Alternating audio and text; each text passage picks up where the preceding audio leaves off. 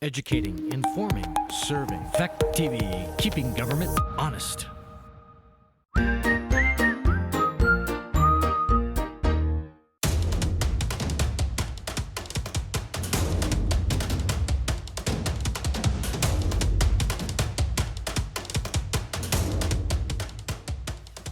Okay, it is 5:33, Monday, March 15th. I want like to bring the Rockingham reorganization and regular board meeting to order.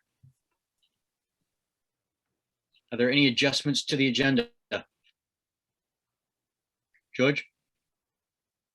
I just have a suggestion, maybe. It's up to you, but we could all move some stuff around so we could elect officials or whatnot, and then get right into the audit if you want. I was thinking after item 4D, we could do that if it was more convenient for you folks.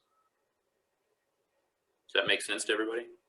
So you want to move, we'll move 5E up after 4D. And then 7A, I was talking about the audit folks, because you wanted to get those in right away. It was just a suggestion for their benefit. So they didn't have to be here all night.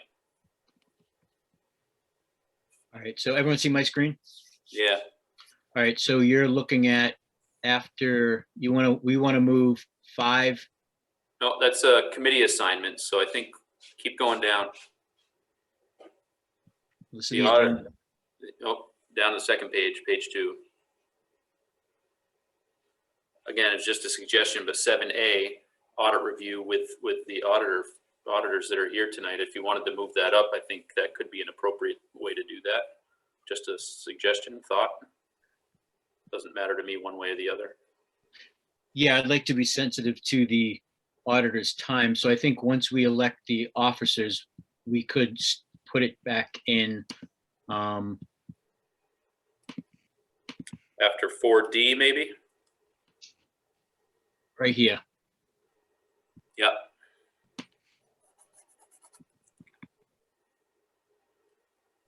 Okay, so we'll move 7A up to 4. We'll make it 4D1.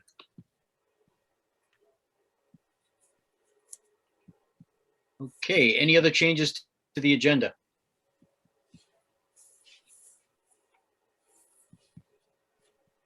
If none, reorganization of the board. Do I have, first up is 4A, election of chairperson of the Rockingham School Board. Do I have any nominations? Hang on, not to get ahead of you, Chris. I'm sorry for the interruption. Point of order, I guess. We got communication and public comment. Do we want to move that until afterwards as well? I would, just because so the board can, if needs to speak to something, they can. But right now, Okay. So we'll move 3. Well, we'll just, you know what, we'll just do it now. Communication and public comment. Anyone who's out there, you can just speak up, raise your hand, because we don't use the chat for the Rockingham School Board.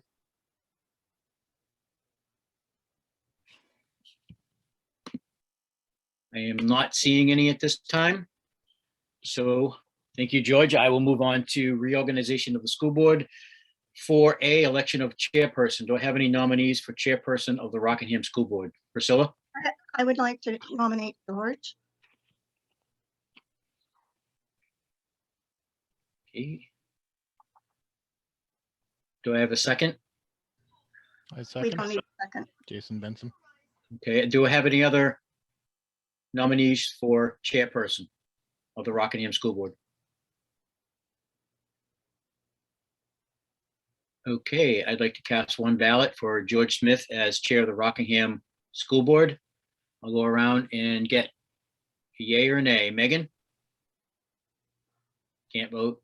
That wasn't a no. Oh. That was I can't vote. I just casted one vote, and so one vote has been casted. George Smith is chair of the Rockingham School Board. George, the meeting is now yours. It only takes one vote, huh? Okay. If you accept. Yeah, okay. So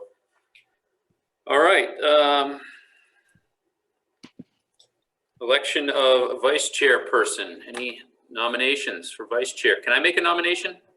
Is that okay for the chair to do that? Yeah, If nobody else is raising their hand for a nomination, I'd like to nominate Megan Applegate for vice chair.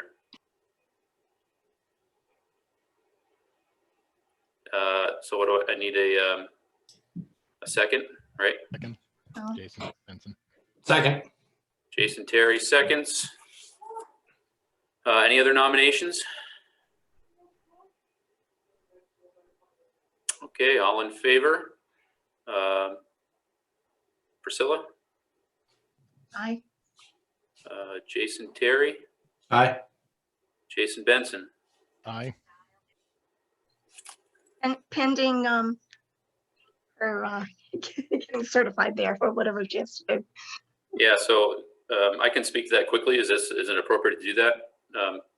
The reason that Megan is not voting right now is because the town clerk's office has been closed off and on the last couple of weeks, and I can relate because I had trouble getting down there myself at a time where someone was there. So she has not been sworn in. So at this time she won't be voting, but she is a very present being in our group. So Megan, if you're willing to take that on, you are elected. Okay, election of clerk. Any nominations for clerk? I think Priscilla was. I've done clerk in the past and I would be willing to continue with that. We have a nomination for Priscilla as clerk. I will nominate Priscilla as clerk. Do I have a second? Jason Terry seconds. Any other nominations? Hearing none, all in favor say aye. Jason Benson. Aye. Jason Terry. Aye. Priscilla. I guess I can abstain.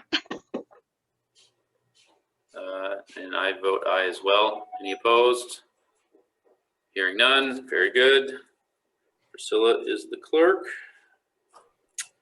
Election of assistant treasurer. I guess I need a little language around that. We didn't have one of those last year, I don't believe. Is there a purpose for that being here, or is that just like a liaison between the treasurer and the board, or what is the idea of that?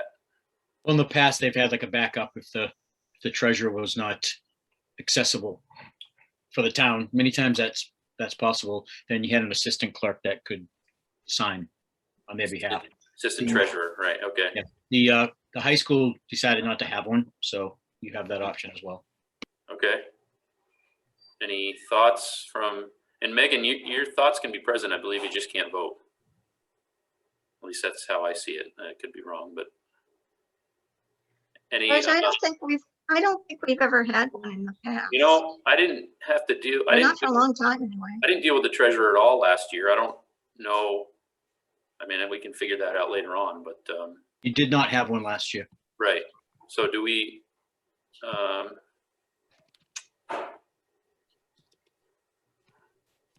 oh, Flora, I see your hand up.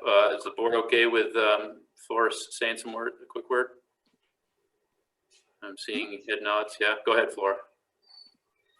So I know you guys haven't done the assistant treasurer, and your treasurer is Paul Harlow, but so like in different occasions, we need sometimes Paul is a little bit challenging. Like last time we needed to submit some documents to the bank and he was in Florida, so we had to wait over a month to submit documents to the bank.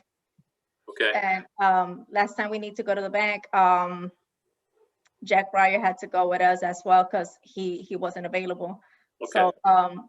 So Maybe it'd be a benefit just in situations like that, you're saying. Now, I believe Kathleen. somebody that we could contact. Yeah, right. So I think Kathleen Niehawk is our treasurer. Is that right? Or she was last year. I always deal with Paul Harlow. Is he?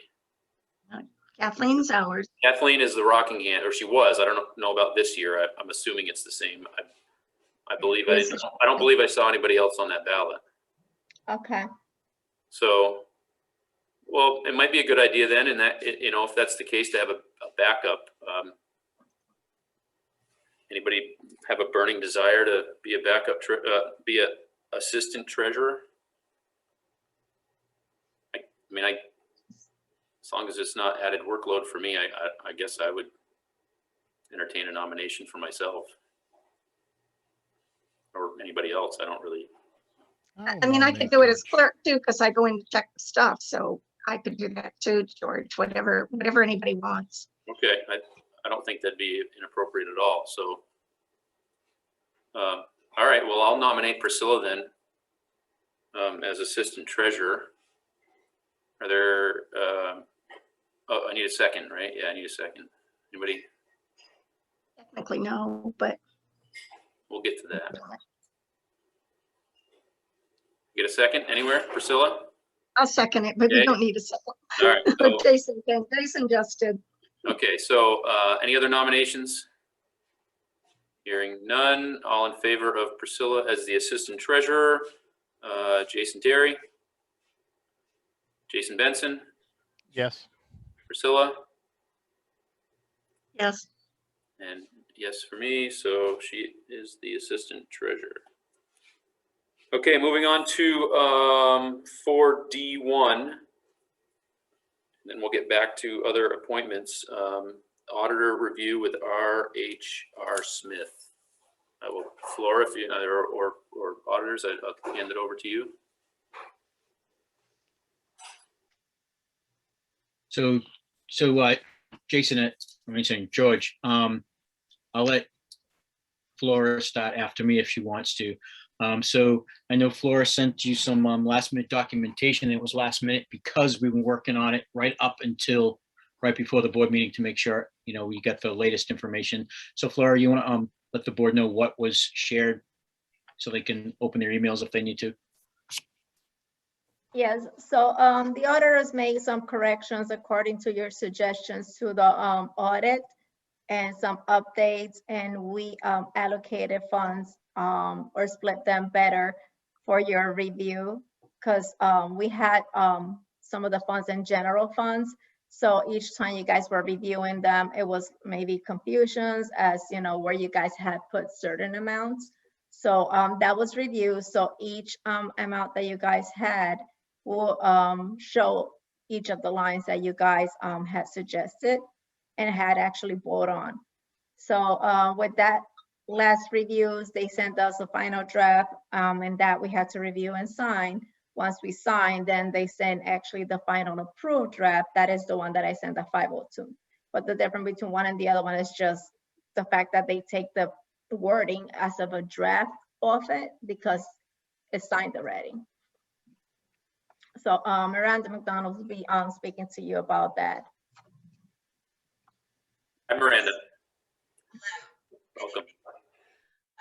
So if you want to open up the draft and go directly to page 16 of the audit, page 20 of the PDF, which is statement C. Miranda, if you want, I gave you screen sharing Oh, privileges. okay. If you wanted to do it on your end, that might help.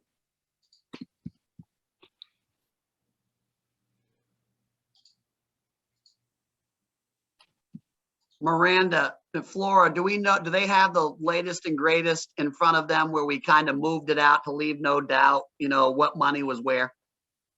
Well, Yes, I sent it at around 5:28. I did forward it to them or a little bit before that. yeah, so just as a, sorry, Flora, go ahead. I'm sorry. Go ahead. That's the last one that Catherine sent around 5:02. Okay, so just as a point of note, we haven't really had a chance to review, so we're kind of, you'll be leading through, and then, maybe we will probably, after we dive in, we'll have some questions maybe at a later date, not necessarily for the auditors, but just as And just to know, numbers didn't change, but where they show up did, just to give some further clarification where your money was. And Miranda, if you can just emphasize that based on some of the comments and really kind of what you did, that would be, I think, helpful for everybody to see, in totality where their money is, but in really what column it's residing in now for transparency, for lack of a better way to say it. Absolutely. And so it starts, and I've shared my screen. So it starts on this balance sheet. With the general fund, what we did was it's the same numbers as the previous audit that you have received. The difference is we broke out the 471, 688 into a committed fund balance, and that's going to be the warned articles for the FY 21, 22, and 23 budgets that were voter approved combined. So that's what that 471, 688 is split out, which leaves just $1,054,000 in assigned in the general fund. This is a good, healthy fund balance. Part of that number you have to remember is we know negotiations with teachers that hasn't been settled, so raises are not included. You know, raises haven't been given, so Be some of that. discussed in open session. I'm sorry, what? That should not be discussed in open session. Anything with negotiations, this should not be discussed. All I'm saying is they haven't been given, so that is falling into that surplus number. I don't know what that number is, but it's just something to keep in mind. And then the capital reserve fund, from the previous document that you had to the current document that you have now, has increased by the $400,000. That's the $300,000 that was approved in March of 2019, plus the $100,000 that was approved in March of 20. So that got moved over into the capital fund, capital reserve fund.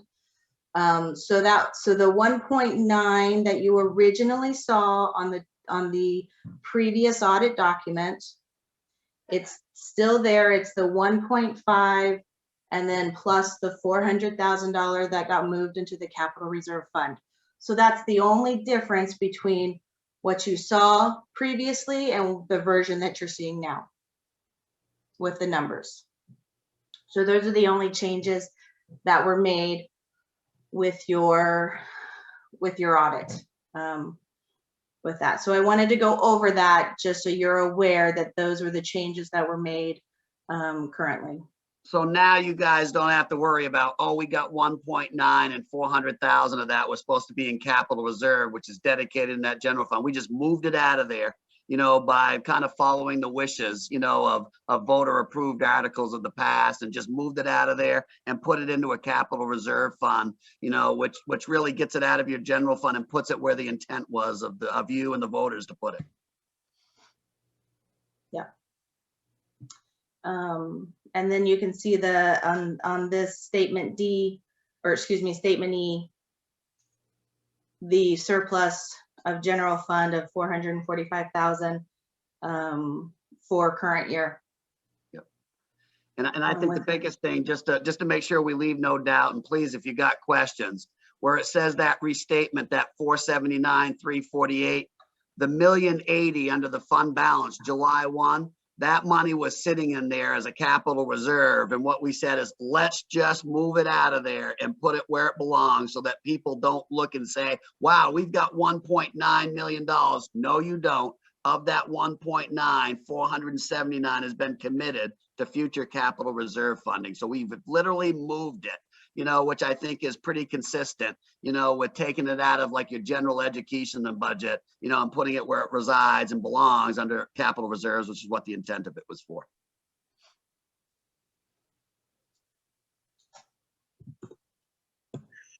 So is that an audit finding? Was it in the wrong place? Is that why? And it should have been? No, it wasn't in the wrong place, but it looked like you had, it looked like, Priscilla, you had $1.9 million. And I don't know if it was you, Priscilla, or somebody else is like, does that include the capital money as well? It did. So what we did is literally move that over to the capital reserve fund.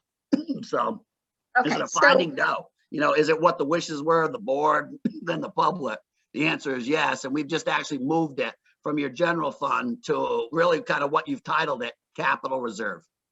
Okay, so the proper way to that it's accounted for in this report is under capital reserve funds. Can I ask a further think- question on those funds then? Is the funds that are other funds that were allocated by the voters, should those also be put in a separate fund, or should, what happens about that? Well, What I is think there was the- 100,000 this year, Priscilla, that was added to the original balance. And I think Miranda helped me out with food service. I think this question came up last time, whether or not that there was like an appropriation from the general fund to take care of food service too. Was there any other funds besides capital, Miranda, that they moved? So specifically for Rockingham, you usually have two articles. One is the capital reserve fund and one is to reduce taxes to offset taxes in a future budget. We've separated the second article by making it a committed fund balance. So you specifically see the 471,688. Because it's specifically set up to reduce taxes, which is a general fund. I think I've seen it remain in the general fund, and I've seen it move to a separate fund. I can't tell you one is more correct than the other. Miranda, can you move, so we can give them some guidance here? Can you move Miranda down 2 pages, please? Yep. So to explain, and just to kind of compound, what it is, it said, and Priscilla, I think you asked the question. There's ways of showing it, and what we believe is because you've added that extra article to, quite frankly, I think leave no doubt, Priscilla, as opposed to putting it as part of a budget mechanism to say, okay, in our budgeted line under facilities, we're going to have a budget line item of $200,000, which really is our mechanism to move money from our operating budget into that reserve account. Some districts will show it in their operating budget. You actually have a separate warrant article to transfer out. In this past year, as you'll see, $100,000 going into that capital reserve fund. There's other mechanisms on how you can do that, and we believe instead of restricting and leaving that money in the general fund, that it was the intent of that article to literally keep that money separate from your general purpose education fund and to put it where you wanted it, into that capital reserve fund. That's the way it's been presented here, so that you guys don't get confused, Priscilla, that you've got this one pot of money with like 3 different pieces, of it. So that's been moved. Other people do it differently by not having that warrant article and making it part of their budget, which I would say, as Miranda just said, that's a preference thing. I actually think you guys got the perfect mechanism that actually is consistent and follows around with the statute. That's a right way to do it. And we think that this is, Priscilla, the best way, and the most reflective way. So now you don't have to say, oh, that $1.9 million, does that include capital? Does it not include capital? What does that include? Now it doesn't include capital because we actually put the mechanism there to follow along with that voter approved article. So we think it's the best way. We wish more districts would do it your way. Unfortunately, they don't, but we think that, that the way that you do it and the presentation of this is consistent with the statute and consistent with, really what the intent of the board and, and the voters are. Okay, and one further question. So the 471,688, that's the 3 offset expenditures. Miranda, can you already go to the page so they can see that, please, in the footnote, please? So everybody, Yep. if everybody can just look, right here at this statement, you'll see exactly what you just said, Priscilla. You just got to keep reading the document. You'll see, the earmarks here. Keep going, Miranda.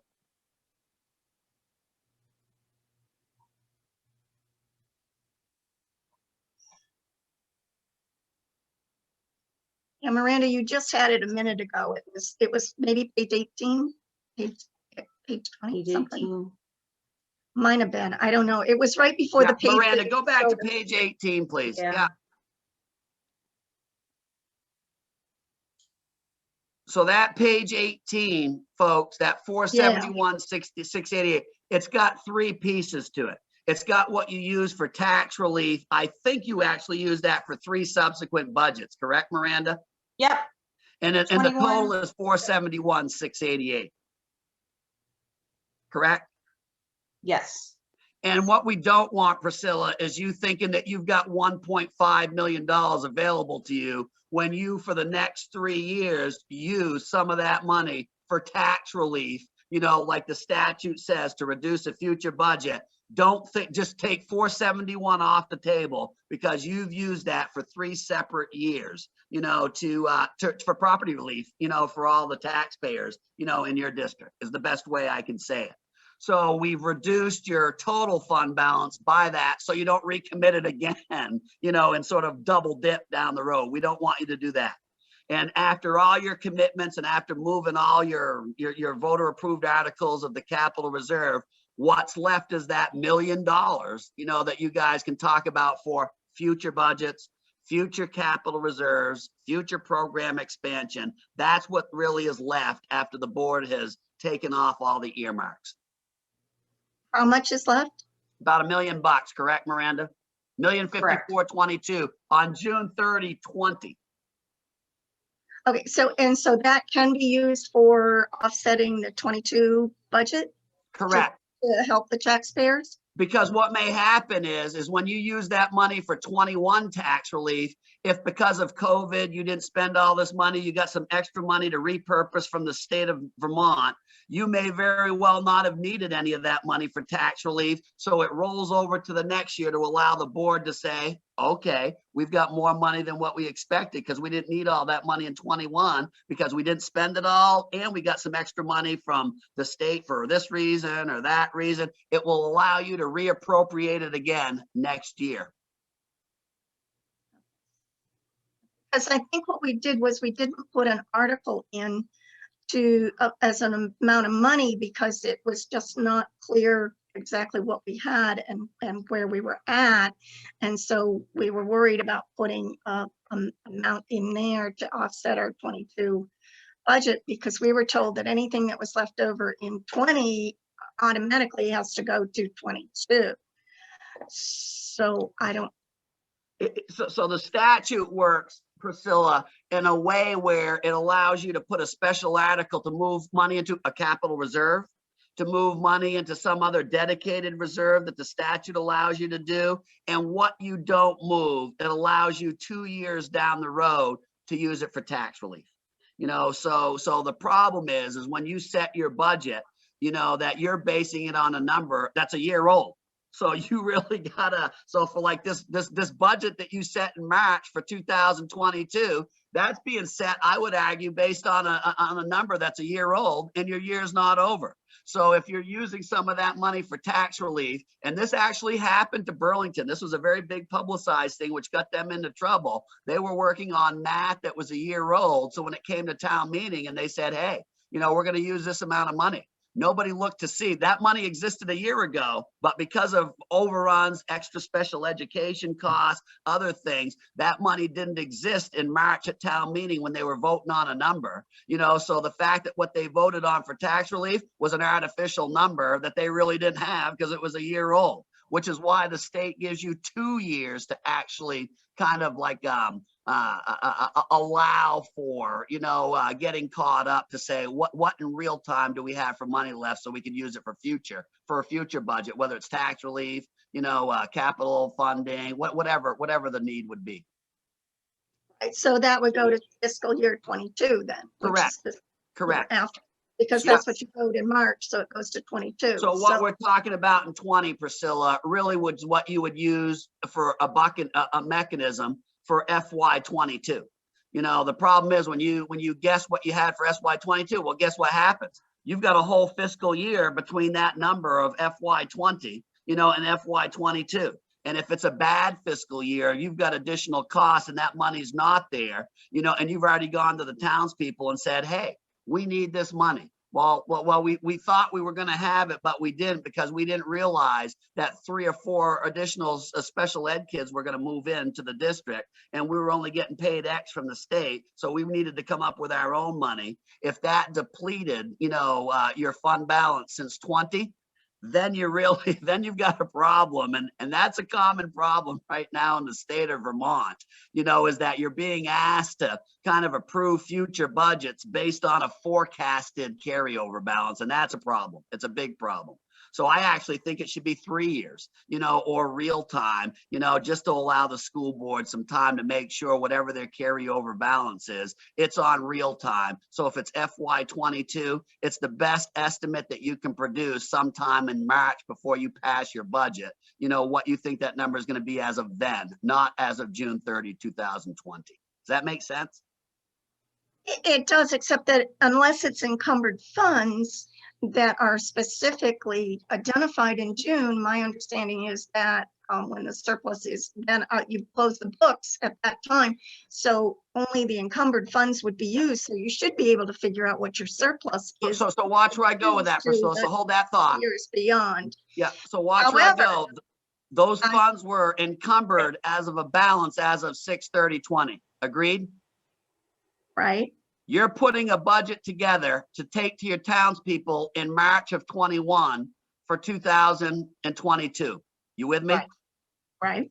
So that money that exists on June 30th, 20, you're in the middle of a fiscal year. And let's just say you had $1 million like you do on June 30, 2020. You still with me?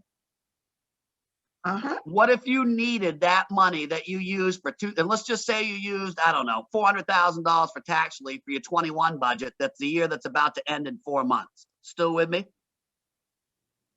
Yeah, but we don't you do know, that. because you wouldn't use that because you're Right. you aren't allowed to No, use, but you aren't what allowed you- to use it just for new expenses and new things. But That's what you use would your have current used it, budget for. what you would have used it for, which is the same premise that you're doing 20, back in 19, you would have had a math number in a future budget. Do you agree?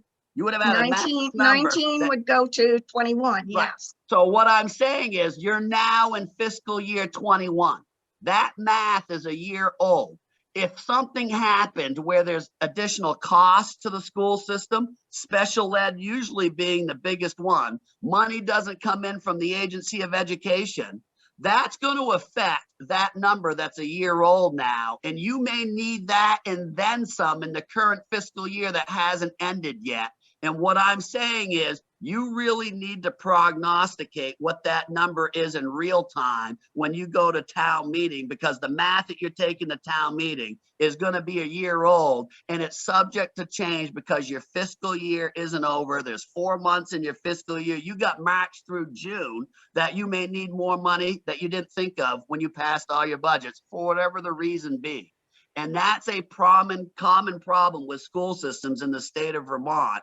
And the statute doesn't do a good job addressing that to say, board, let's get you up to real time, so that you know what your carryover balance is to the best that you can as of town meeting, so that you know how much when you pass that budget you can use forward for anything going down the road, because there's a whole fiscal year that needs to end in 4 months, that really could change and impact your thought process. And that's why they give you that extra year. And I'm just saying that extra year is not enough time. It's just not enough time.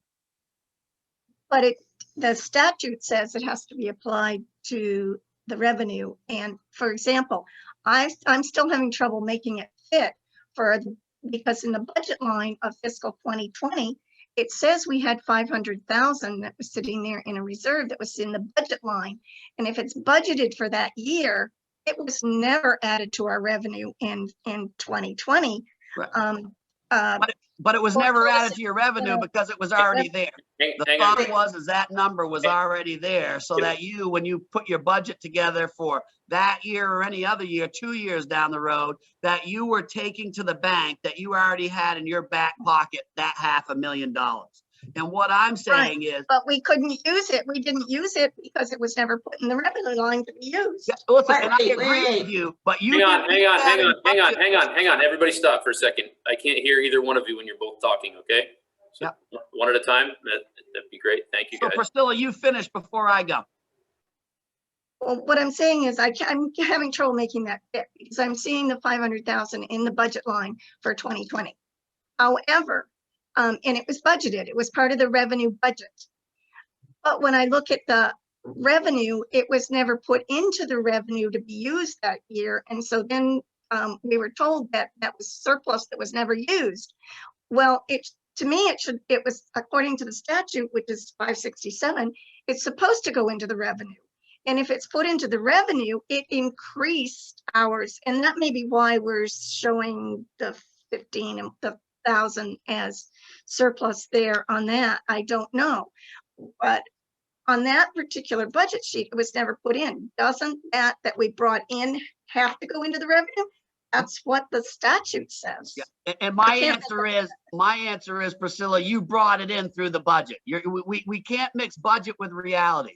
That $500,000 isn't new money. That's old money that you knew you had, that you used as a budget mechanism, and whatever budget line item that you put it in, we'll just say it's for this year's budget.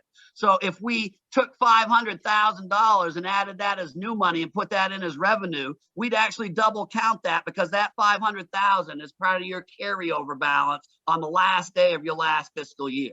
So that's a budgeted number. It's not a real number anymore. Any real number would be, the fact that you budgeted for $100,000 to come in for COVID relief repurpose money, and you got $300,000, so that you would actually have an extra $200,000 of real money. That $500,000 is money you already have.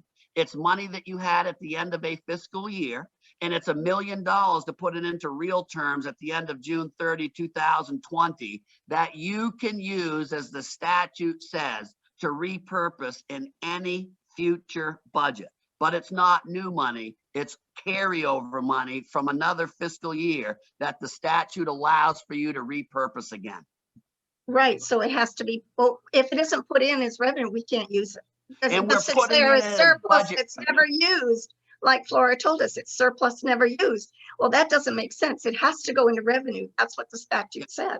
So, and it does go into revenue because it's budgeted revenue. And the fact that you didn't use it, so let me put that into perspective, you didn't need it. Your revenues came in $380,000 to the good, more than what you expected last year. And your expenses were another, I think, $400,000. So you thought you needed money to reduce your 2020 budget, or 2000, whatever budget that you're in this year, going back to like 19. You didn't need that money. You didn't need that money because your revenues came in more favorable than what you expected, and so do your expenses. And that's why I'm saying that $500,000 only served as a placeholder when you developed your budget. And now in that fiscal year, you got to look and see what came in for new money. You got to look and see what went out the door, and you can see on that page that Miranda has blown up here, the fact that $600,000, the utilization of fund balance, that 500 that you're talking about, with another $100,000 for that other article that we've shown differently here, that $600,000, that's not new money. That's old money that you budgeted for to use as a mechanism in this budget that we're talking about here right now. And that's why you don't see any new money next to it. And the reason why it didn't go down in 2020 is because if you look at the positive and negative variances in the last column, your revenues came in stronger and your expenses came in stronger. Therefore, you actually thought, and you put $600,000 into your budget thinking that you were going to need it. This year, you didn't need it for many reasons. And the fact that you returned money to the bottom line, and the fact that you've got revenues that came in more favorable during the year, that's the column you want to focus on. It's the reality column, as opposed to the budget column of what you thought was going to happen and what you did according to what the statute. You did everything you were supposed to do, but you had a better year than what you thought you were going to do when you put your budget together, is the best way I can explain it. Okay, Can I- and can I- so can I- it's added to it, and then you end up with the additional to get to the 1,045,000. Is that, and that's now your surplus? Yeah, no, that's not your surplus. Go back to 2 pages before, Miranda. No, wait. Actually, Miranda, go all the way back to page 18. I think it's the easiest thing. So go back 18, go back, Miranda, 16, I'm sorry. 16? Yeah. So Priscilla, we're saying now that number is $1,054,000 that statute is talking about going forward 2 years. That was what we're saying. Okay, so that has that in, okay. And Priscilla, if you want to have another conversation with Flora and I and Chris and Miranda, for the sake of dragging this conversation out, we'd more than happy to kind of like put something together for you to go through the mechanics of the past few years, just to show you, that what happened and then applying to that statute what happened. That might be of help too. Can I interject for a moment here? So $1,054,022.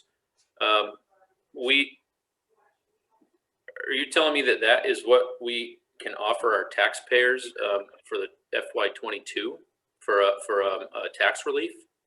I would argue, George, that's what you can offer your taxpayers for budget relief, for program expansion, for any cost overruns that you have, any matching funds that you need to have. That $1 million, you have not basically earmarked that for anything in any future budgets. So just so I'm clear, when the town goes to write us a check 4 times a year, it's going to be, the total is going to be less that money? No, what's going to happen is, George, is that number there, that $1,054,000, I'll assume in March of next year, you're going to have a plan to say, hey, we either need to move more money into capital reserve that the statute allows us to do. We need to either move more money to cover some other program expansion or some other budgeted expansion, that you have. Miranda's telling you, you may need to use some more money for some legal things that you've got going on that we don't want to discuss right now. That money is there for a reason. And it's I can give you all the flavors. I just don't think it's prudent to discuss in public right now, as Priscilla kind of brought up some things. But you're going to need that money, George, for other things, and of which tax relief can be one of them. So my last question here: what is going back to our taxpayers this year for FY to offset FY22? I don't know what that number is. Let me clarify my question. At the time of our town meeting, we thought, one of the thoughts was that we had about $545,000, approximately $45,000 we put into capital reserve fund, and expecting that the remainder was going to help with the tax burden. So does anybody, I don't know about 22, but I know you just had a town meeting within the past 2 weeks. What did you guys use for tax relief? What did you tell your people at town meeting that you used for tax relief for FY22, next year's budget? We didn't say anything for next year's budget as far as tax relief, because I should say I was under the assumption that whatever was surplus, unallocated surplus from FY20 would automatically go to ease the tax burden for the taxpayers for FY22. And it can, George, but it could also go to other things too. Miranda kind of brought up some unfinished business that you're going to need to, address that has a dollar value attached to it. Possibly any cost overruns in the 21 budget that hasn't ended yet in 4 months. So what I'm saying is, whatever that number is, as Priscilla's been saying, you have a statutory obligation to carry it forward and to use it for those reasons. Whatever you don't use it for that statute says, then what's left over, you're supposed to use it for tax relief, George, in 2 years. That's what it says. Okay, I think we've beat this horse to death. Maybe not quite, but I think we have a little bit of a direction here, at least. So, in effort to try to wrap this up, is there any more for Ron or Miranda? Do we have I guess more of a question, do we have a better idea of how we're supposed to move forward? And as he said, it could be more of a private meeting. Would a workshop help you all? Would a workshop, George, help so we can kind of lay out some some like handouts and some progression so we can break it down over the past few years and more importantly, kind of get caught up to what you guys did in 22 and where you're going forward. Would that help to have a separate workshop, you know, on this matter? It's possible. Why don't we talk about that with Chris and Lynn and Flora, and maybe that's an option going forward. I think if we go that route, we won't want to be doing it in a public setting, so it'd probably have to be an executive session, a possibility, but that may be something we want to talk about. Chris, I see your message. I'm going to offer it back to Miranda if there's any more presentation. Real quick, one more time though, Priscilla, you're kind of the driver here. If you have any more questions on this specific portion, now would be the time. The only thing I would like to have is I'd like to have a list of the pages that it affects. So that I can, you know, I kind of tried to go through fast when I got the thing, but you know, if that's an easy thing, if not, I'll go through and I'll figure it out. We can help you, Priscilla. Is it just the figures pages that I have to look at to see the differences? The changes that we talked about, with the differences between the two audits? There's about 4 pages, Priscilla. Because you gave us the final one last Friday, and now instead we've got a revised draft. So I just Right. So trying to it's make sure what I'm looking at. I had statement, 9, 16, 8, yep, statement C, statement D. 30, 60. I hadn't gone that far. E, okay. Yep, statement C C or and statement D. Hang on, we're all talking again at once. So we got statement C, we got statement D. Miranda, go ahead. Yep, those are the only 2 statements that are affected by the changes Okay, that were made. excellent. Thank you. So if there was more Miranda, feel free to move on at will. No, Okay. no. Okay. Anything else for Ron or Miranda? I'm sorry. I was thinking of someone. That's fine. Thank you so much. Yep. Priscilla, reach out if you to Flora or Chris or whoever. We're more than happy to, you know, to further these conversations as opposed to tie you guys up anymore. Yeah, we'll want to. Yep, we appreciate that very much. This is a big help, I think, and you know, we'll communicate through the proper avenues here on out. So thank you guys both very much. Appreciate it. All set with Miranda and Ron? Everybody be safe and well. All right. Thank you guys. Take care. Okay. That was actually beneficial, and I appreciate them for coming out. That was my head spinning, but it was good. So, all right, where are we here now? We are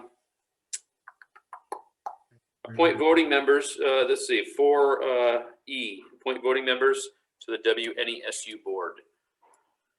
George, I'd like to continue being one. So you are okay, so how many do we need? We need 3? What do we have now? We have 3, don't we? Because I'm a voting member. Jason, Terry. Okay. Any other anybody else burning desire want to attend every SU meeting? I think Jason had his hand up, Yeah, so I that see would be the 3 Right, of us. so do we nominate? No, these are appointed, so we're good. So all in favor of Priscilla, myself, and Jason Terry as voting members of the WNESU board. All in favor, say aye. Priscilla, Aye. Jason Terry, Aye. Jason Benson, Aye. and aye for me. So what do we got? We got GS, PL, JT. So, okay. Appointed truant officer. Who was that last year? Was that the BFPD or the sheriff's office? Bellows Falls Police Department was what you had last year. Any ideas otherwise? Are we good to go forward with the same? All in favor? Do we have to vote on every one of these? Or can we just say, yeah, we're good? That's fine. All in favor of Appointed, so it's- appointing Bellows Falls Police Department as the truant officer? Priscilla, go ahead. Yes. Jason Terry, I think as long as you appoint and nobody's objecting, we're fine. Jason Benson, just to finish this one out, and we'll do that. Yeah, okay. Yeah, George, when you get to committees, you don't have to take a vote on everything. You just appoint. Okay. Appoint representatives to the tech centers advisory councils. Need a little language there, a little verbiage. What's the purpose deal? You guys don't have anyone on those committees, so you skip over the tech center. So we're gonna scratch G. RBTC and WRCC, you don't have to. It was just we use the same agenda for our board meetings for consistency purposes. Gotcha. Okay. Moving on to H, appoint warrant signers. I've been signing warrants, so I don't have a problem with it. Occasionally, I forget. I see it come through and I forget to get back. Has anybody been an alternate in the past? George, we had it so that all of us could sign. Does everybody get them or no?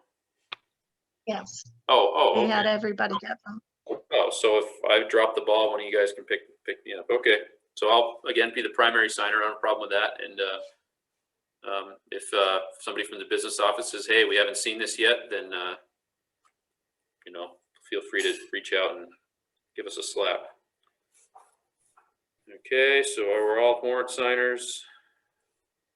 Time and date and location of regular monthly meetings. I know I've had kind of some thoughts about this, and if nobody has any objections, I'll just go ahead and blurt them out there. Again, Megan, you're welcome to chat. I just can't vote. So I'd like to go to a once a month regular meeting with a second as an additional or alternate, as it was prior to this past year. I know this past year was crazy, but I'd like to see the third Monday of every month be the primary meeting day. And then the first Monday be not an alternate, but an extra day if needed. Meaning that the third Monday would be the full-blown meeting, principal reports, finance reports, committee reports, the whole deal, and then meet the first Monday as needed. And I know there was a lot of as needed this past year, but I'm kind of hoping that we can step away from that to some degree. That's not to say that we're just going to meet once a month, but if it's not needed, then so I'm throwing that out there, and I'd like to hear you guys' thoughts. And the reason I said the third Monday for all the reports is because, by then, kind of the end of the month financials is in a better spot to kind of be able to view, and we get the finance budget versus actual reports at a time where that would be more appropriate, for questions or whatnot. So that's my thinking. Any other thoughts from you guys would be great. Sounds good. There's a lot of words from me and a real quick one from you. The only concern I would have would be having the second one be your regular meeting and the first one being your alternative. So, because you cannot do a second one in the month if you've done the third meeting as your primary. Do we need to? I mean, is that a? I mean, You know what I mean? that You know, would be you know, we, I mean, it's still, otherwise I don't see a problem with it. it's just that, we don't, I guess part of it too is we don't really need to have principals come spend their evenings, twice a month giving full reports. I'd rather have them thinking about something else. And I mean, it's just me. I mean, I would do the first one as the primary if that's what you guys wanted, but I'm more inclined to stick with the third Monday. Megan, go ahead. I see your hand up. Yeah, I just, as a non-voting member tonight, I think the third Monday makes sense. And either way you spin it, it's a 2-week turnover to the alternate meeting, the second meeting you'll need. Either way you spin it. So if we're on the first, we'd be the third. If we're on the third, it's in 2 weeks, 2 Mondays from there. So to me, it doesn't make a huge difference. And I happen to like third Monday myself, even though I can't vote for one tonight. Chris, go ahead. Thank you, Megan. just to give you background, other boards, Rockingham's the only board that has 2 meetings a month. Other boards, if they ever need a second meeting, like for instance, the high school, second Monday at 6:30, only fourth Monday if needed. So that what they're saying, pretty much typically what you're saying. You guys want to have the first Monday, the third Monday, but the first one is if needed. Correct? That's what I was saying. I mean, again, I'd consider something else for sure, but it seems to make sense to me. We've been meeting every, except for the last month or two, we've met twice a month for a long time, and I'm burnt out. So Certainly what you guys are saying makes sense. okay. So are we good with that, or any other? Should be all right.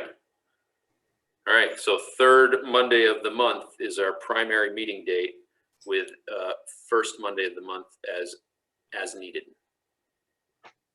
And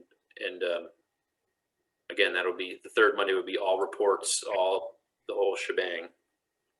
So even if we did meet on the first Monday, it would be a stripped out version, and seems like a yes. Okay, write it down, lock it in.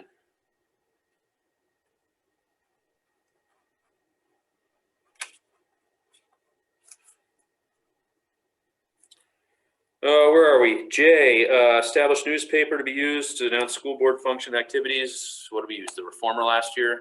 Yes. Stick with the Reformer, same thing? Same bat time, same bat channel? Everybody's good? Any objections? Which one, George? I missed that. The Reformer, Brattleboro Reformer? Which one are we doing? Okay. Which one? I had somebody suggest to me maybe adding the shopper, because the shopper goes out as a free thing to everybody in our particular area. So would that be a chance of just adding that? I think it seems to make sense. If it's a free paper that everybody gets, even if they, whenever they, oh, never mind, I was gonna make a joke, but. So if everybody's okay with that, the shopper and the Reformer, Chris, does that seem like a doable thing? I don't want to put Nicole out too much. She's working hard for us all the time, but kind of makes sense to me. So if there's, Nope, that's fine. okay, good call. Shopper and Brat Reformer.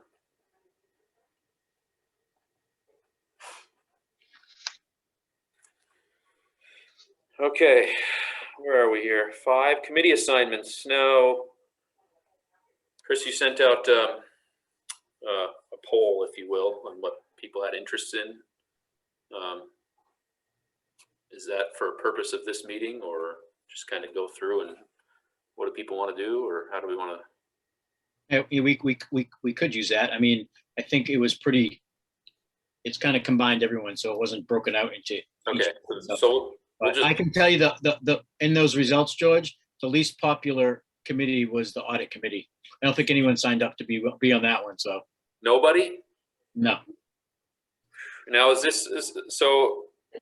Or Let's see. just go down through them, because I didn't bother. I didn't send mine back in. I've been really busy. So if you go Okay, down no, through them. so we'll go through them, but before we do that, are some of these strictly Rockingham committees and some SU committees, or is there anything that is separate from just this group, which it looks like? In the past, Rockingham has not had a building and grounds, but does not mean that you would not want one moving forward.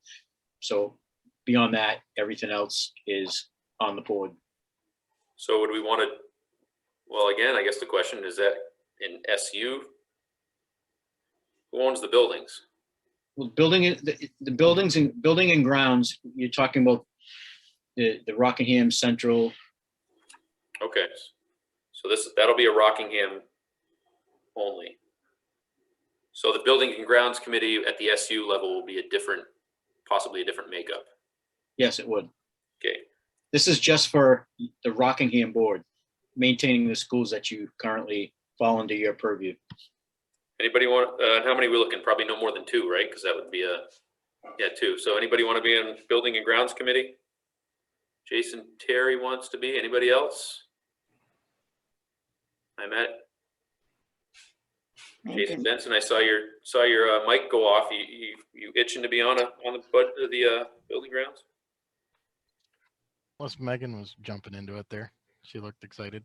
Megan, what's Just So felt actually- bad, but go ahead, Jason Benson. 3 would be good because then you have, if you have two there, that's enough to run the committee anyway. So having 3 would be good. isn't that a quorum? No, but this is a committee assignment, so it's perfectly okay. George, I'm on the high school one, so I don't necessarily need to be on this one, but Okay. I can offer some to this Yeah. one too. Whatever. No, that'd be good. I'd like to keep those lines completely separate. So I appreciate that. Thank you. Chris, go ahead. Good, you guys don't have to decide if the members of a building and ground, I mean, if something comes up, you guys are a small enough board, you guys can all tackle it. Appoint it as a go or tackle it. All right. Yeah. Teacher and support staff negotiations. That one's SU, right? So we already. Jason's been our representative, so he's the one that should be on that one. Yeah, I agree. We have one. Any objections? Okay. Jason You skip Terry? Budget and Yeah, Jason finance, Terry, but so you he'll- skip budget and finance, but we've all done budget and finance together before, so. Yeah, that's not my strong suit. So actually, I think we should go back to budget and finance. So Jason Terry is our representative for teacher staff negotiation. I do want to go back to budget and finance because I think this is going to be a big thing to help us all going forward. So, and I don't even know how what this is going to look like or whatnot, but I'm going to assume that is for just Rockingham as well.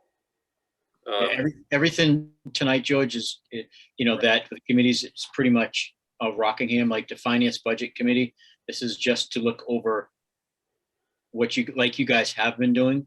Yeah. And So last year, you guys had the entire board. You didn't designate just 1 or 2 people. well, I'm thinking of instances like tonight. Do we have to tie up everybody's time talking about stuff like that? I don't know. Do we want to have a committee or just whack at it all together? I'd like to be on it. Oh, you're on it. I would think, you guys all bring something different to the table. I don't see why you'd have a different committee. It's not like you have a huge board. Usually committees are based if you have like a 15-member board. I would say you guys have been doing a good job plucking away at it. I would continue that approach and have the whole board. Any objections to Chris's suggestion? No, I think all of us need to be involved on it. The only thing would be like for understanding specific things, if we wanted to do just 3 of us for that, and then all of us meet for all of the stuff would be the only thing, or we can do all of us, whatever the other members Right. want. All of us? Who wants all of us? I see head nod there. Jason Terry, Jason Benson, what do you got? Yeah, I If that think, means we only have to have Hang on, 3 of us hang on. there anyway, so it's okay. So Hang go on, ahead. hang on. Yeah, okay, thanks, Jason. So, all right, so we'll just all do what we've been doing there. Hopefully we'll get better at it. SIP team representatives, continual improvement teams. That's like from my experience in the last couple of years, it's like a once or twice a year commitment. yeah, I was on it last year and we met once. So. Yep, I was on it 2 years and I met twice with people. So that's kind of an easy way to engage with principals, other folks on the team. It's like we said, once or twice. Anybody want to get in on that? Chris, I go think we ahead. just need 1, and if Jason wants to do it, that's great. Chris, go ahead. I mean, just to give everyone a little background on this committee here is kind of, you're looking at, you can call it a SIP, you can call it a recovery team, which we're calling it this year because of COVID. And some of you outside of education call it a strategic plan. And so it's just the board taking a look at the SIP recovery team strategic plan to make sure that it reflects what their board is wanting on it. And it's tied to education, instruction, curriculum, long-term planning, and how we're going to get that done. But it's 1, maybe twice a year. I would lean this year more towards maybe 2 looks at it, because they're going away from the continuous improvement plan and approaching it as a recovery plan based because of all the stuff with COVID, but it's very education-based committee, for any of you who are interested. Yeah, half the stuff that I heard was Chinese, and there a lot of acronyms and words that I had no idea. But the last one I was with Mr. Nemlich, and they did a very nice job presenting. But it'd be a good thing if a couple of people want to get in on that. I've got an educational background. I'd be glad to do it if Jason wants to as an alternate backup. Or Megan, you had your hand up if you're really interested. Right, but We'll take two. And I see Megan's hand up. Jason, are you still interested in doing that? I can back out of that one. All right. Priscilla, you in? I could do that, yes. SIP team representative. MANPL. Audit committee. Chris George, that is the committee that goes to the supervisor union that I was the rep for last year. hang on, Priscilla. Hold up just a quick second. So the audit committee, Chris, this is for as Priscilla's alluding to, this is for the entire SU, or is this just our Rockingham group? I think it should be just our Rockingham group because it'd be items like we talked about tonight, right? Yeah, I mean, it was originally set up as Priscilla started to address about all the areas of concern we had in the business office last year. So it was kind of like an oversight kind of checks and balances committee. But, moving forward, you could look at it as what you guys are doing tonight, asking the questions on the audit. So I see, hang on just a second, Priscilla, I see your hand, I'll get you right after this. So when I'm talking about a lot of this stuff, I don't, it's not my forte. So my thinking is that maybe it is more appropriate to have a couple of people on a committee rather than a full group. But I'm happy to hear other, comments, questions, whatever. Priscilla, go ahead. Okay, one part of this is to do the rep to the Central Audit Committee, which is what I would like to continue with that because I was on that one last year. But then we can also do the audit for this, and I would like to do that as well.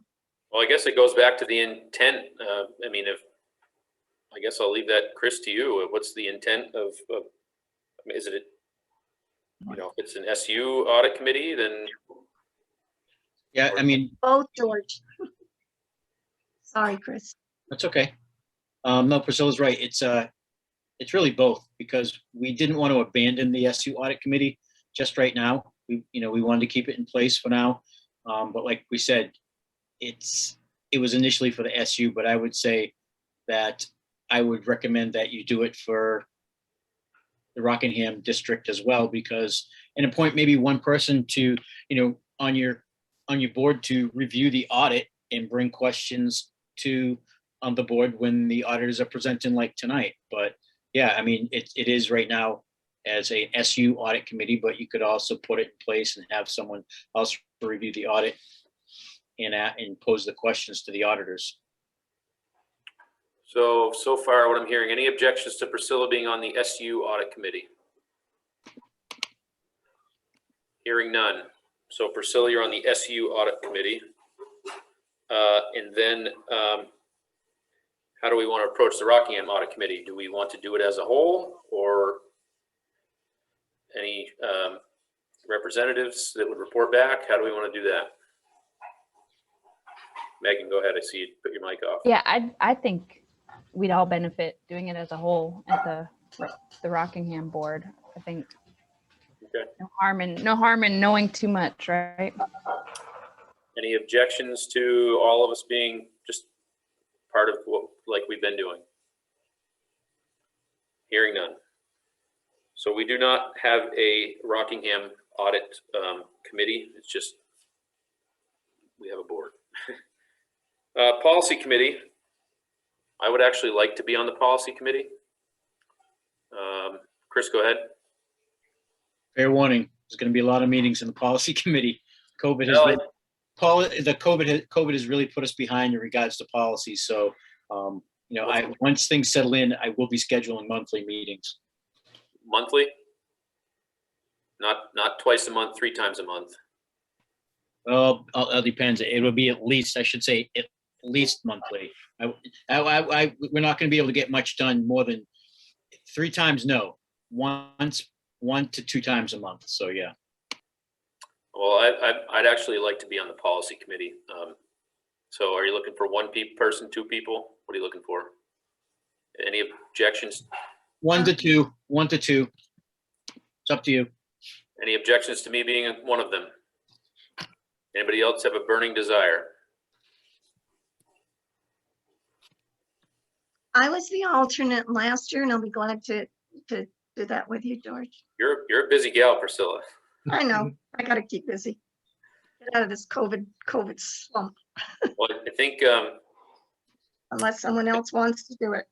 well, if we're gonna have 2 people, I'd like it to be 2 that committed, not just an alternate, but that's my view. If one of those 2 can't make it, then fine, that'd be great. Priscilla to be an alternate.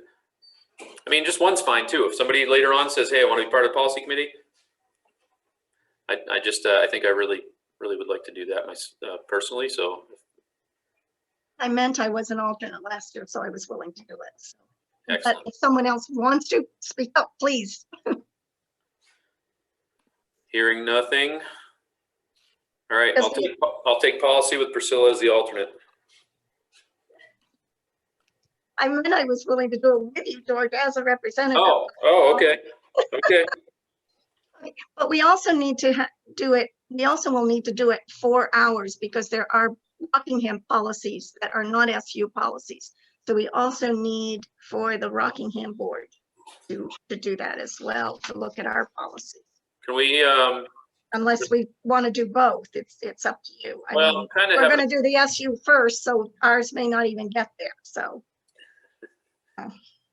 I'm kind of thinking that we should look at policies, as part of a regular routine. And hey, even if we just read 1 policy a meeting and we like this, do we want any changes? And I also think we should try to stay somewhat in line with the SU to limit confusion. So maybe as a, maybe we can kind of figure that out as we go,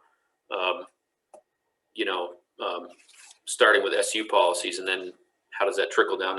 I don't know, but I agree that policies need to be looked at. So maybe we kind of figure that out later as we go, or that type of thing.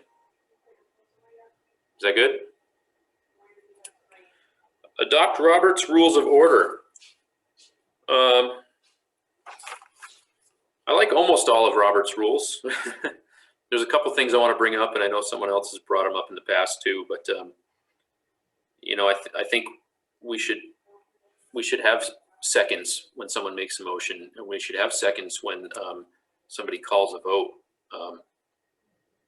Why we waste our time if not more than 1 person wants to talk about something or vote on something? I'm not sure how that falls. We are a small board, but it doesn't mean we have to operate under every letter of the small board of Robert's Rule of Small Boards, right? Priscilla, go ahead. I see you. I make a motion that we adopt Robert's Rules of Order for small boards. We're only 5, and that's written for 12 and under. And basically most of what we've been doing has been working, and that we've been under that for years. So I would go ahead with that. And then, if something's not working, then we can. Well, I think the reason for not having to have a second is because it's, by the time you come up with a motion, most part, that's what the board wants anyway. sometimes. Any other, so we have a motion on the floor. Discussion on the motion. Megan. Again, I know I'm not voting tonight, but if we're gonna go with small board rules, which I have tried my very best to find, exactly what small board rules are, and it's not easy. Even the information I found on smaller boards, it's always encouraged for seconds. And personally, some of the more chaotic meetings that we've lived through since I came on could have been avoided with seconds. So even though I'm not voting tonight, I really would like to see us move forward with seconds personally. Just to, there's no reason to discuss a motion if only one person is interested in this motion, if only one person supports it. And it would have, and then a clear understanding of calling to vote really would have streamlined a couple of, or a meeting in particular. So that's my 2 cents. Any other discussion? Motion on the floor to adopt Robert. I could accept as a friendly amendment, joining Robert's small rules for the Robert's rules for small boards, but to include a second for our motions.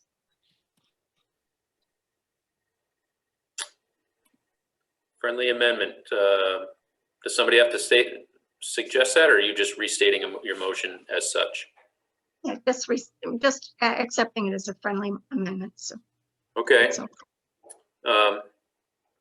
So the motion currently is to accept Robert's rules of order for small boards, while Regulation that we do second for motions. for motions, and what about the call to vote? Call the vote. That was mentioned as well. That's fine if we need that. Usually you don't want to limit discussion too much with just 5 of us.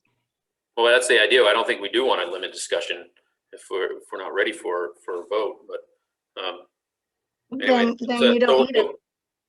What's that? Go ahead. Then you wouldn't need. Then you don't want anything in there about call to vote. You want to leave it the way it is.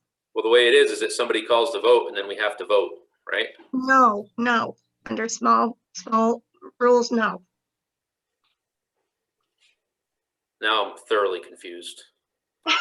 You're okay, George. You Megan, don't have to do that. You're not limiting discussion if you approve the motion I made. So George, I was hoping maybe Priscilla could give us a little, what's the difference when you say small board, when small board rules, what are the main differences between just following, a motion needs a second and a call to vote needs a second? What's different? Well, one thing I can say is that I can participate in discussion. I believe that's part of it. The call to vote is not there. So it doesn't limit the discussions. It allows people to speak more than twice to a motion, or to speak more than twice in the discussion. With 5 members, it's kind of, otherwise you only have 2 times. But with the small boards, it allows it to be friendlier. And what we've been doing has been working for the most part. So with the adjustment of adding the second to the motions, that was logical. Basically, those are the big differences. Yeah, All right, as long as we're not limiting discussion because one person wants to just get to a vote, I'm perfectly accepting of that. Right. And in Robert's rules, you do limit it, but with small boards, you do not. All right, I have to recheck my research. Okay. With that understanding, are we all good with accepting Robert's rules of order with seconds for motions? All in favor? Jason Benson? Yes. Jason Terry? Priscilla? Yes. And George, yes. Okay.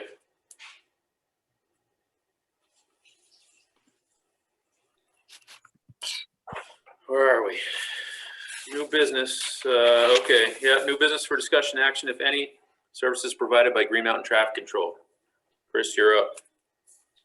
So I wanted to bring this up to the board because it's going through the invoices, and this is how it was always invoices, but what I found is that we have no contract with Green Mountain Traffic Control. We get invoices for their services, and they do the crossing guard work that at the, I think it's Atwood, corner of Atwood, where their central school is. And I'm just gonna call up my invoice here. It's Atkinson and School Street, just for clarity. Atkinson and School Street. So so there was I found a discrepancy in billing. The invoice showed charges reflecting 7.5 hours per week at an hourly rate at $26.75. And the total invoices were $263. So that pretty much breaks down to an hour and a half per day for 5 days per week. And so we've only been in school for 4 days a week. We've been getting charged for 5 days a week. And then on top of that, we also currently pay for any school vacation time that we have for the crossing guard.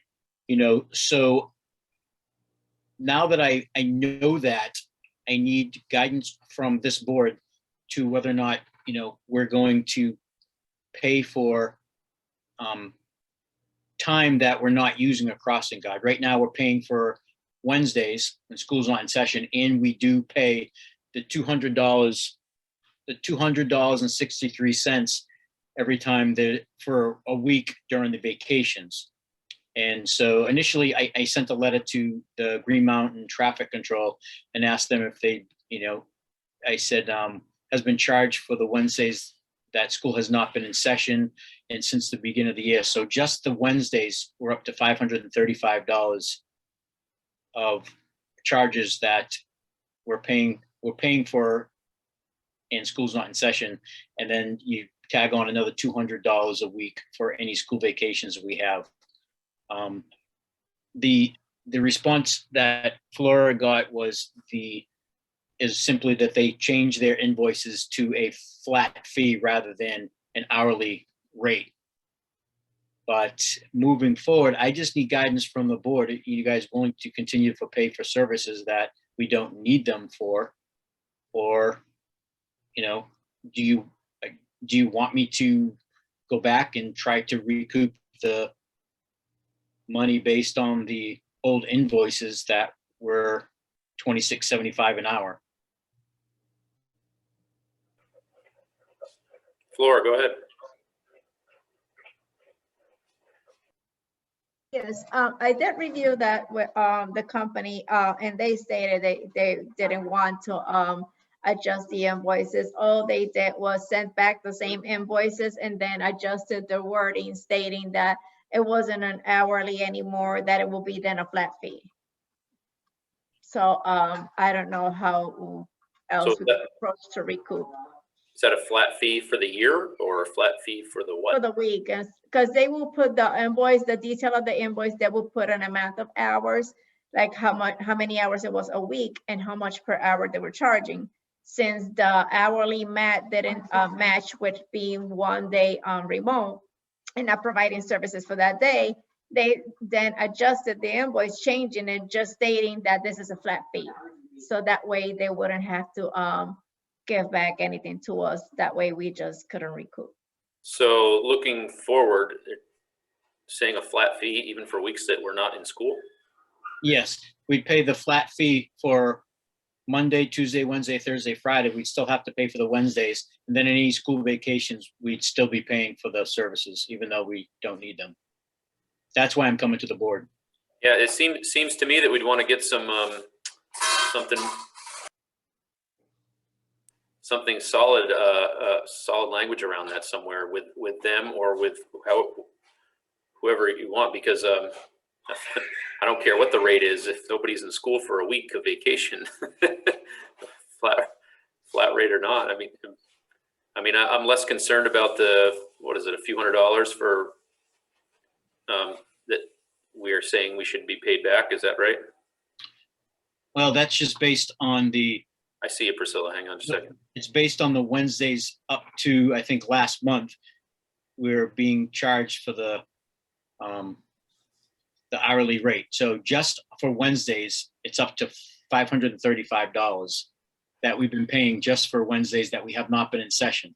So if you look on top of that, you put in another 200 for February vacation, another 200 for the December break, and then you're looking at another 200 for April vacation. So that's 6. 7, So 8, you're over a little over $1,200 now Yep. for services that we're not in session, but we're paying for, and that's why I'm coming to the board. I'll go any direction you want. I just need directive from the board. Well, I've got a caveat to that real quick, but Priscilla, go ahead if you. Just 2 questions. Is it per school year rather, and not including summer, I would assume? And how much is it per week? Well, it's not, we don't have a contract with them. We just go through invoices, and what it is right now, it's $200.63 a week. And so the invoices that we get are 7.5 hours per week at an hourly rate at 26.75. So you figure it's an hour and a half a day. So it's a little over $30, $28 for every hour and a half. $40 per day for a 5-day week. Yeah. So, well, I mean, with how tight everything is and to continue to be, I wouldn't be doing my job if I did not bring this to the board. So. Yeah, but are we going to be able to get someone that would be willing to do the crossing walk? Because think about the hours that they have to be there and how limited they are as far as getting anything else. I'm looking at, $40 a day. I mean, I can see excluding vacations, week-long vacations might be really good. But I'm thinking that's really not a lot to pay somebody to stand out there in sloppy weather and possibly get hit with a sliding car on ice or stuff or that kind of thing. So that would concern me. I'm not sure what the price should be, but certainly want somebody there taking care of the children. Jason Benson, is that a hand up I see? Yes, it is. Go ahead. My question is, are there alternative service providers that we could compare apples to apples and see what the rates are? I believe there is. And Chris, I see your, actually, before I get back to you, Chris, Jason Terry, you had your hand up. Go ahead. I had a few questions. One, does it only go back to January? Does it go back further? Yes, it goes back ever since they've been doing the crossing guard, which predates me. Okay. 2, I think before we vote, we need to actually take a look at the invoices, if possible, and compare what is on the invoice and what it was changed to and what the dates are of those invoices. And then lastly, I vaguely remembered, because I live right around where the crossing guard does his job every day. At first, he does a great job, fantastic job. Very polite, takes a lot of beef from a lot of people, and that's not fair. Does a really good job. And I just remember last time this happened, the police were supposed to do it, but then they didn't show up or something like that. I vaguely remember, so pardon me on that. But there was a big mess, and then the gentleman ended up coming back. It's one of those things you don't notice until it's not there anymore. But anyway, so those are my 2 cents. Thanks. Chris, what do you want to do? So just to answer some of the questions, this is not about the services that they provide us and saying that they don't provide us good services. This is solely about paying for services that we don't get. And we all went through a very difficult budget season. Every dollar counts. And so I'm not questioning the services that they're providing us. I'm questioning the money that we're paying for services that we don't need. I've been around many different SUs in Windham County, all of them actually, and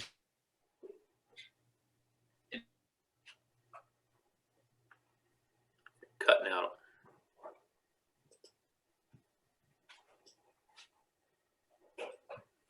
think we lost Chris. Am I the only one that can't hear him? He's froze. See Lynn giving.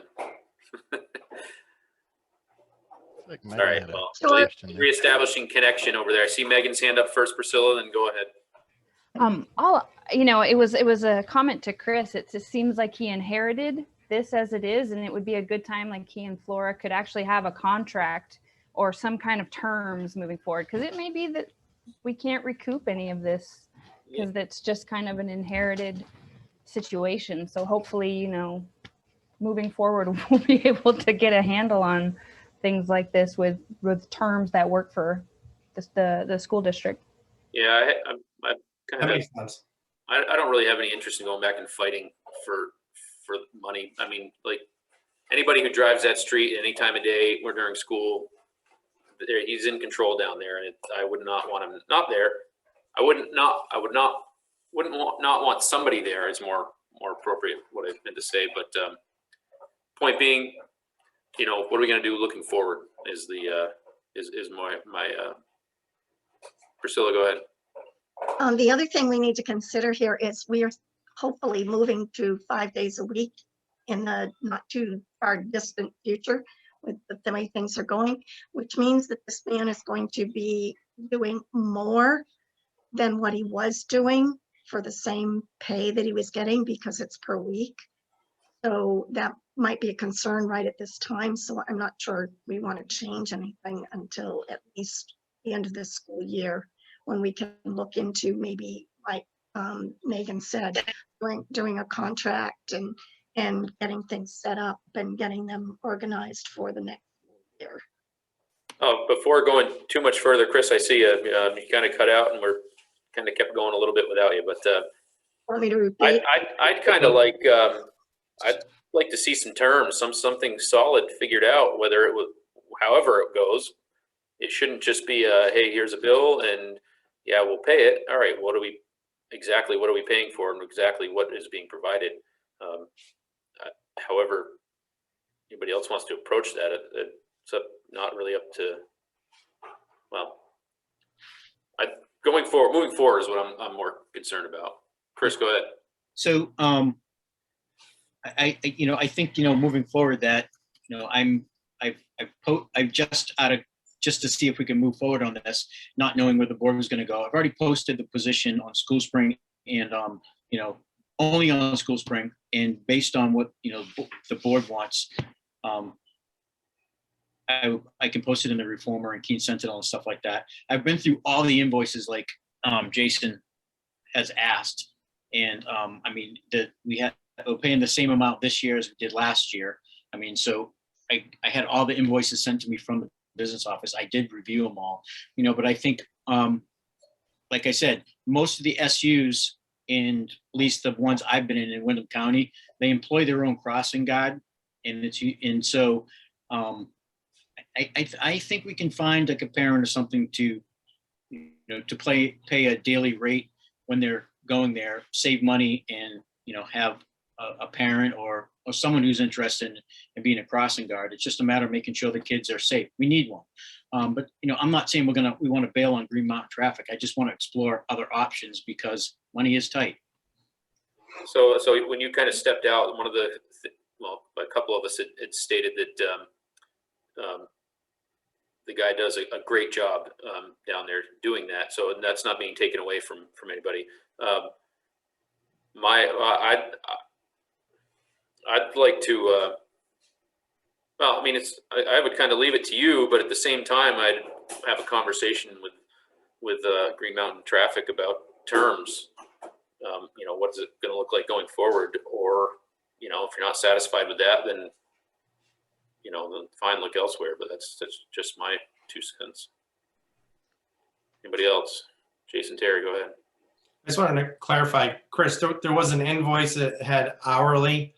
And then when you said, hey, you're not working Wednesdays and school vacations, then they came back and said, oh no, it's per week. I just want to make sure I heard you say that right. Yes, that's accurate. That seems weird. Thank you. Priscilla, go ahead. I was told on that it really, they were figuring it weekly, but they were breaking it down hourly so that we would see it. But anyway, what I said when you were out of the room, Chris, was that, you know, we're looking at increasing to 5 days a week. So this person that's been getting this salary is actually going to be working more than what they have been working. So it seems kind of a shame to cut it off right here in the middle of the year, but I think we should explore options and see and get a contract for next year. But right now, just kind of stick with what we've got, for the simple reason that we've got part of March, April, May, and just a little bit of June. We don't have a lot. My cat's getting up into things. Lock her down, sorry. So that we can just kind of take our time and get it right for next year rather than rushing. But I love your idea of looking into things. So I think Chris is looking for something solid from us tonight. Is that? No, I think the biggest thing is based on is that the primary purpose for me bringing it to your attention was that I am going to explore different options, but it's not a matter of, like I said, not questioning the fine services that Green Mountain Traffic gives us. I think it was my job to bring to your attention that we were being charged for services that were not rendered. That's the biggest. I think the hard part is going to be, well, we do it this way. Well, we thought it was this way, and that sort of thing. So that's why I'm more of a looking forward kind of mindset right now, not so much, all right, let lay where it lays, and then, terms. What are the terms going forward if we're going to continue with them? And otherwise, keep looking or whatever. If you're looking for a directive from us, I guess it would be I need a clear, hey, I want to do this. Say yes or no. No, it's not so much a directive. I just wanted to bring it to your attention. Okay. It's something I need to look into based on, what I've learned. And it's one of those things that it's always been done this way, but when something comes to your attention, you can't ignore it. I have to, let fiscally responsible, let you know that we've been, that the invoice was broken up as an hourly, whether it was intentions to always be a weekly charge, that's not what I saw. So I needed to investigate it. What I found is that we're paying for days that you don't need services. And I'm going to, I'm going to see if I can resolve the situation and only pay for the days that we need, because we're not built on any contract. This is just by an invoice week by week basis. But I wouldn't be doing my job. Seems like a one-sided invoice. So, we got to have an understanding of what we're buying, right? So exactly, and it's my job to make sure that we're not spending money for services that we're not getting. I mean, it's one thing if we signed a contract, but I looked into that. We had, and like I said, it has nothing to do with where we're getting bad services. We get great services by them. It's just a matter of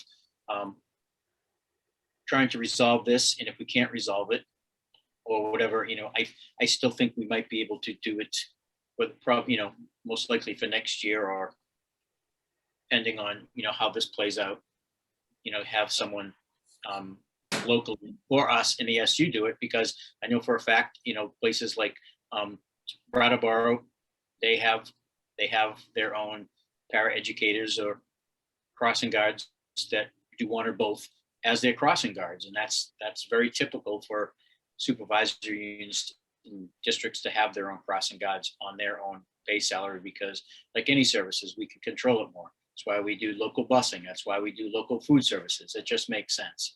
So it's just another thing that, we have to look at if we're really looking at how we're spending money. This is a good example of that.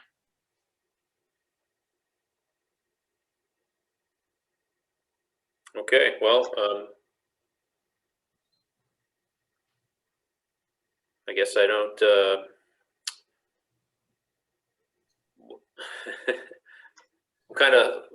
where's our place in this right now? I know you're letting us know, but is there something you're looking from us, or is it just an informational piece? Because I think you kind of get the feeling of what each of us board members kind of feels.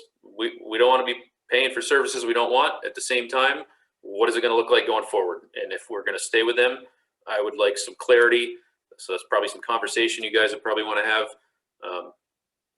unless, so anyway, our thoughts have Nope. been relayed. I That's think, That's all I needed, George. Thank you. all right, anything else on this topic from any board members? Hearing none. The only thing I would say, George, is that it's $800 a month right now. So that means we've got April and May and basically 3 months left because we've got half this month and half of June, maybe. So we're only looking at Right. $2,400. And if we go to the 5 days, that's going to be most of those days. So it'd be about $40 a day. If you only have the 4 days, then it would equate to $50 a day, which that's less than what a substitute gets in the classroom for a day. So it's not a lot of money to retain this guy that's doing a great job from everybody's viewpoint that I've heard. So I would want to tread lightly on it for the rest of this year at least, so that we don't lose somebody and end up with nobody doing it. But I love looking at the options as well. Yeah, and I'm going to reiterate, if I was unclear about a bill that I had got in the mail, I'd want clarity on that. So that's what I'm going to leave it at. So anyway, okay, any final comments on this subject? Hearing none. Where are we here? Director's comments. All right, excellent. Who wants to go first?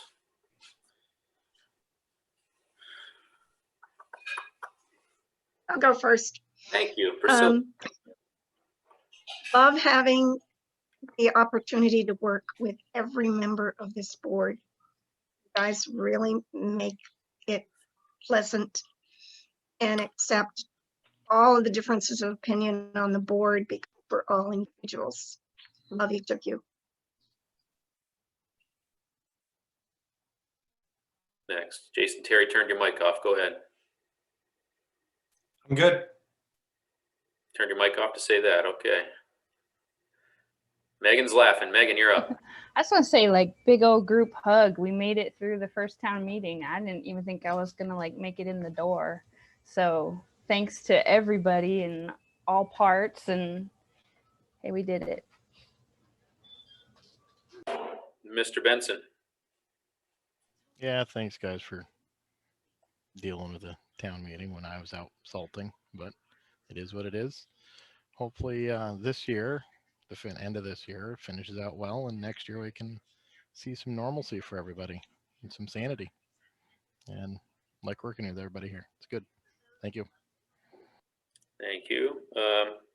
Couple things for me. We got to catch up on minutes here soon. I know didn't want to add them on tonight because it was a long meeting already, but we're backed up on minutes. And also speaking of minutes, we might want to wrap some thoughts around what we want to see in the minutes. I know there's questions of things previously that weren't reflected, but how is anybody supposed to know, taking the minutes, how are they supposed to know what's wanted, right? So minutes, we want to be thinking about that. Thankful that 7th and 8th grade are back in 4 days a week. Yeah, like somebody else said, I forget who, Priscilla, somebody. Of course, now we're setting the sights a little farther on 5 days, but 4 days, that's huge. That's a big thing, and I'm thankful to for that. Last comment is last year was pretty tough, and I've accepted this seat again, this role. I'm going to send something out to you guys, and some of it is suggestions, some of it's going to be requirements for me to remain in this seat for another go of it. And if some of these things that I'm saying, this is how I need to operate, if it's unacceptable, then I fully accept that and will happily give up this chair. But last year, circumstance related, it was brutal and it beat me up. So I know there's other people out in this world who are more suited for this spot. This is where I am. I'm going to send something out to you guys. I'm happy to talk about it at a meeting if we want. This meeting's been long enough, and jotted down a bunch of thoughts, but anyway, here we go again. So that said, I guess I'm good. So love to you all. And date of next meeting. Do we need another meeting on the first Monday of the month? Is there a reason we do? Mr. Terry, go ahead. Just, I'm assuming you're gonna ask about agenda items for the next meeting as well.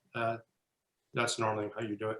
But just, I know in the collective bargaining, and I'm not up to date with all of that stuff going through negotiations and whatever, but I know there's something in there by April 15th, we gotta offer contracts to teachers. And I'd like to understand how that works as far as, you know, the steps and whatever. And I don't want Mr. Pratt, or I don't even know how it works. I don't want somebody to miss an opportunity to not offer a contract or offer contracts. I want to make sure whoever's supposed to get a contract gets a contract. So I don't know if we need a meeting. I'd prefer not to, believe it or not, but I just want to don't miss that opportunity. And, you know, if we're held accountable for it, I want to make sure that we do the right thing. That's all. So maybe somebody can help me out with that. Priscilla, Chris, somebody, anybody.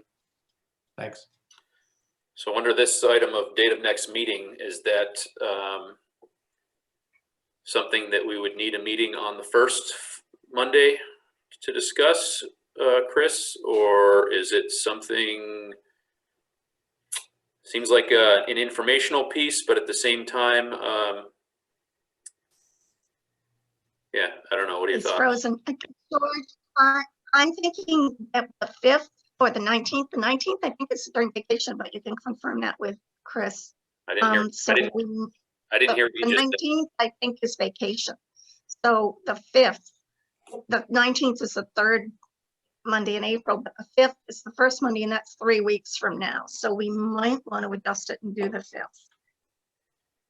Because teachers and principals will be on vacation, I believe, the 19th. Or am I wrong on the vacation week, Chris? Where the heck are we? April 19th. 2, 3. Chris, you looking it up? I believe Priscilla's correct. Date of next meeting is. So any thoughts, guys? So then what are we going to do? We're going to have the 5th and then skip until another month and a half? Or,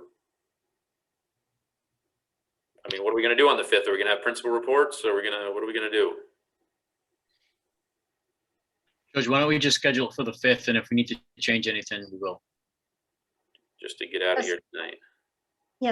Yeah, we should schedule for the 5th because the 19th, we don't have any, and we won't have any meetings at all in April scheduled. So you really need to schedule one in April.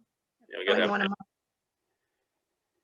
All right, well, we'll figure out the next one, I guess, after that. So the 5th, April 5th. No, wait a minute. April 5th is the day after Easter. Are we there that day? We're there Monday, right? Monday after Easter. Yeah, all right, April 5th.